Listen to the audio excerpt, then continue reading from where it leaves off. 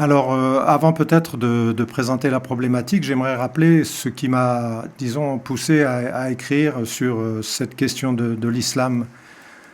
Moi qui ne suis ni islamologue, ni théologien, ni spécialiste en religion, donc ce qui m'a poussé à écrire ce livre,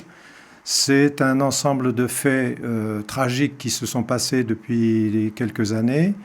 notamment avec l'éruption du groupe Daesh dans le paysage terroriste mondial, et en particulier, de manière plus précise, suite aux attentats de Charlie Hebdo. J'ai eu une double réaction. Une première réaction, c'est l'horreur devant les attentats, devant les massacres qui se sont produits. Mais j'ai eu aussi une réaction également d'horreur face à la manière dont la question de l'islam se posait après ces attentats, aussi bien dans le paysage politico-médiatique en Occident que dans les pays musulmans eux-mêmes. Et donc je me suis décidé à m'intéresser à cette question et je me suis dit que le meilleur moyen de m'y intéresser sérieusement, c'était d'aller prendre mon bâton de pèlerin, d'aller dans les livres, de rechercher une certaine connaissance sur cette question. Et ça a donné donc le livre qui est présenté aujourd'hui, dont la problématique s'articule autour d'un certain nombre de chapitres qui partent depuis la révélation de l'islam, donc au 7e siècle de l'ère chrétienne, jusqu'à nos jours, en essayant pas à pas de remonter le cours de l'histoire et de voir à chacun des moments comment l'islam était perçu, comment il était intégré à l'évolution des sociétés, d'abord dans le monde musulman, puis en dehors du monde musulman. Et il y a donc un certain nombre de chapitres qui traitent de questions comme, bien entendu, la révélation, comme le contenu des textes fondateurs de l'islam, comme les controverses à la fois théologiques, philosophiques et scientifiques qui ont émaillé donc, la vie de l'Empire musulman, et puis les rivalités, les violences qui ont accompagné l'expansion de l'islam dans les différents empires musulmans tout au long de la période. Ensuite, je suis passé, bien entendu, à l'analyse de deux ruptures essentielles dans l'évolution de l'islam et du monde musulman. La première rupture, c'est celle du XVe siècle, où c'est la première grande crise de l'islam dans le monde, puisque à partir du XVe siècle, avec les nouvelles découvertes territoriales, avec la découverte du Nouveau Monde, avec la révolution industrielle ensuite en Europe, le développement de la démocratie en Angleterre, etc., on se rend compte que progressivement le monde musulman est complètement marginalisé, que la route commerciale qui passait obligatoirement par le monde musulman jusque-là est remplacée par d'autres routes commerciales et qu'un nouveau monde s'ouvre qui va donner essor à ce qu'on appelle l'Europe chrétienne et à la marginalisation du monde musulman. Deuxième rupture est un peu plus tardive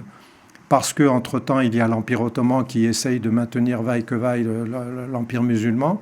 Mais à partir du début du XXe siècle, avec l'effondrement de l'Empire ottoman, il y a là aussi une nouvelle dynamique qui s'instaure, il y a le colonialisme qui s'installe,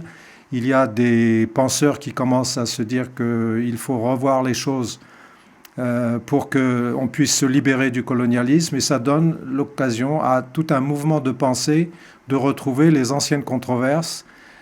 pour essayer de voir comment, à travers un islam rénové, on pourrait retrouver le moyen disons de repousser le colonialisme et de libérer les populations musulmanes de ce qui leur arrive. Et puis donc mon livre se termine, disons, par la situation des conflits actuels dans le monde musulman et en dehors, avec en particulier le fait que depuis les indépendances, les pays musulmans de manière générale ont mis en place des systèmes politiques autoritaires qui, loin de réduire le poids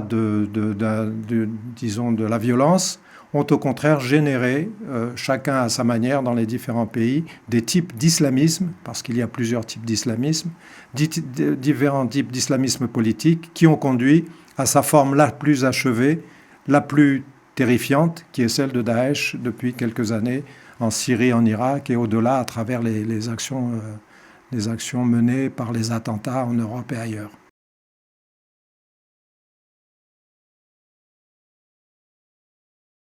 Alors je montre dans le livre que finalement, au bout du compte, le monde musulman,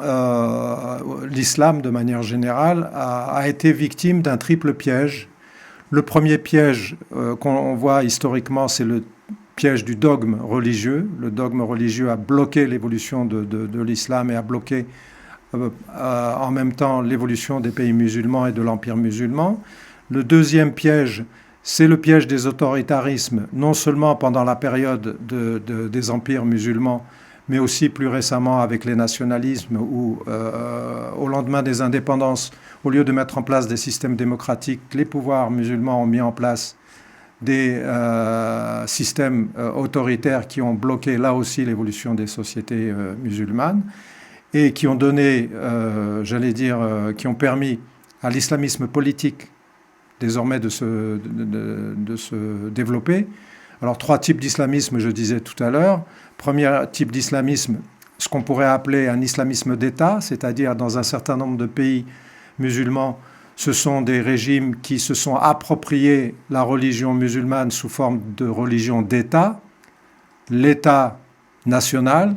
c'est subordonner la religion sous forme donc de religion d'État, et on parle dans ce cas-là d'islamisme d'État, c'est-à-dire qu'on manipule la religion musulmane pour en faire un instrument au service du pouvoir politique. Le deuxième type d'islamisme politique auquel ça a donné naissance, c'est un islam politique de contestation. Les mouvements islamistes qui se sont développés notamment à partir des années 70 dans un certain nombre de pays musulmans ont eu pour position très simple de dire l'État aujourd'hui manipule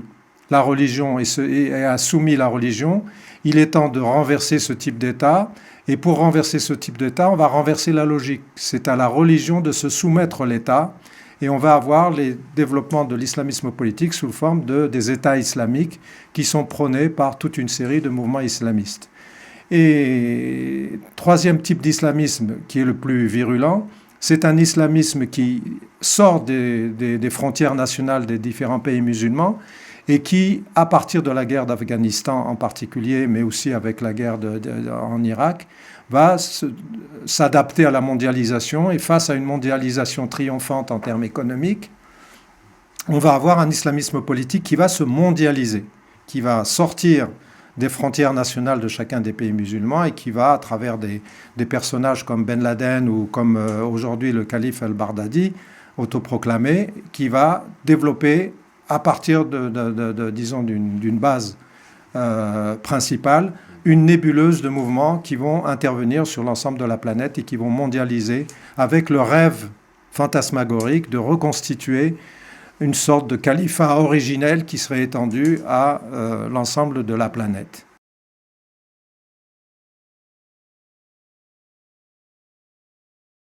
Alors probablement que cela réduira très sensiblement les actions terroristes parce qu'il est indéniable qu'aujourd'hui,